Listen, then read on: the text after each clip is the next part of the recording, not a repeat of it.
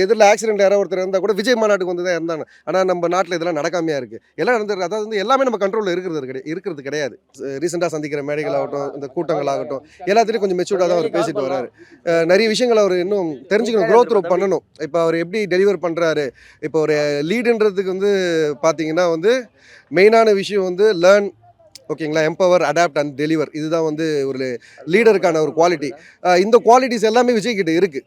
Because என்னன்னா அவர் எல்லா சூழ்நிலைகளை தெரிஞ்சுக்கிட்டு தான் வராரு. இப்போ முன்னாடி ஒருத்தர் கூட சொல்லிட்டு போனார்ல, எதுக்கு இப்போ இந்த கூட்டங்கள் வந்து மேஜராக வந்து அவாய்ட் ஆகுதுன்னா நிறைய அசம்பாவிதங்களை தவிர்க்கலாம்னு சொல்லிட்டு அவங்க தலைமை எடுக்கிற ஒரு முடிவு தான்.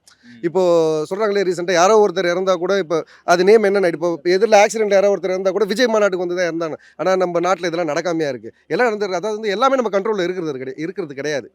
அதுன்னு எல்லாத்தையுமே அவர் பேர்லேயே நம்ம பழிப்பட முடியாது. அவரு இருக்கிற வேலையெல்லாம் விட்டுட்டு அவரு தான் வந்துட்டு இருக்கிறார். ஏதாவது ஒரு சேஞ்ச் எடுத்துகிட்டு வர முடியுமா அப்படின்னு வர அவர் மேலே வந்து இவங்க தேவையில்லாத பேர்டன்ஸை வந்து அவங்க மேலே போடுறது வந்து ரொம்ப தப்பான ஒரு விஷயம் தான்.